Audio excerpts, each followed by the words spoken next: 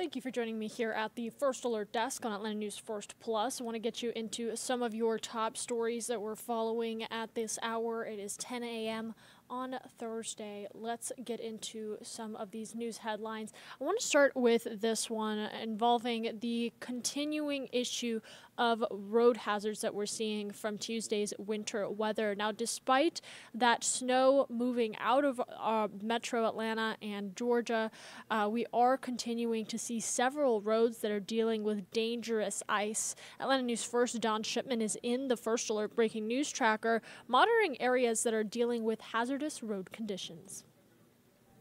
We're noticing the ice on the edges of the streets and on the sidewalks. We're in Reynoldstown right now, and we thought this would perfectly illustrate that. You can see the person walking on the sidewalk right there. You can see the snow, and there is a bit of ice as well, but then also quite a bit of ice on the street right here in this section as we approach the belt line up ahead right here.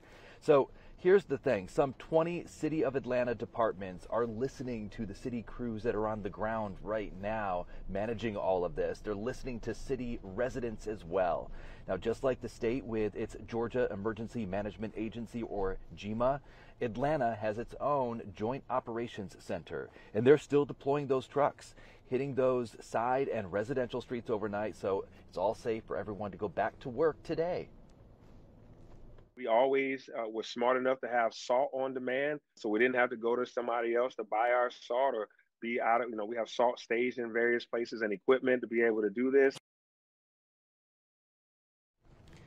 And you do want to be careful on these side streets where it is quite tight because a lot of vehicles are still parked on the side streets, and then there are icy patches. You don't want to slide into a parked vehicle. The mayor also says that he's going to do an assessment. All of those departments will do an assessment for more equipment and what the city might need if we do get another winter storm. And as we continue to talk about the winter conditions leaving a mess on the roadways, similar video that we have for you over the past couple of days. You did hear briefly from Atlanta Mayor Andre Dickens, who said they are still working to address the road conditions and some of the remnants of that snowstorm. Atlanta News First Yasmina Alston spoke with the mayor, who is asking residents to please be cautious and stay off the roadways in areas that are still slippery as crews work to clear the ice.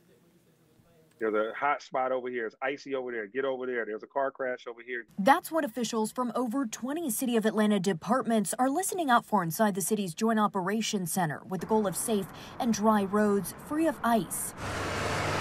For example, we were with ATL DOT crews treating Sylvan Road in southwest Atlanta to make it passable. These trucks will be hitting those side and residential streets like this one overnight. We always were smart enough to have salt on demand, so we didn't have to go to somebody else to buy our salt or be out of, we have salt staged in various places and equipment to be able to do this. It's not just about the ongoing safety work, but about the preparations for Atlanta Mayor Andre Dickens. Saw that it was going to come in the afternoon, and we told the public to stay off the road. Many people did stay off the road, but some didn't. With two winter weather events happening so close together, Mayor Dickens says taking the steps beforehand is vital. The city just hosted more than 100,000 people for the King holiday and the college football playoff on Monday, right before the snow came. Luckily, despite some fender benders, Dickens says no one has been injured. We're very thankful that we are a robust government that thinks ahead. And, as these events come, we'll get better and better at it. And another impact that we're following, I want to show you now, AtlantaNewsFirst.com, are school closures, delays, and virtual learning days. Those continue into today for many schools across the metro. So if you are a parent or family member, do know that there are impacts relating to Tuesday's weather and the lasting bitter temperatures that we're seeing.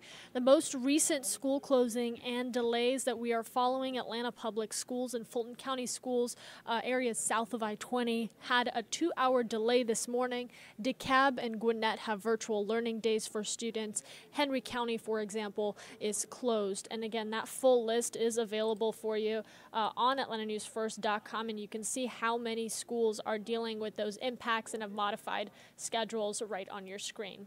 All right, I want to talk about some other news headlines that we are following. This one out in DeKalb County a family, excuse me, this is the wrong graphic there, a family dealing with a house fire that had just ripped apart their home. This happening earlier today, early in the hours of the morning, and dozens of families impacted by this devastating fire. It started in the basement of a Briar Hills condo complex. Now, firefighters say the icy roads from Tuesday's snow made it difficult for crews to reach the complex, which added time to response. Now, once they arrived, firefighters said that they had to monitor their water usage as temperatures hovered around freezing.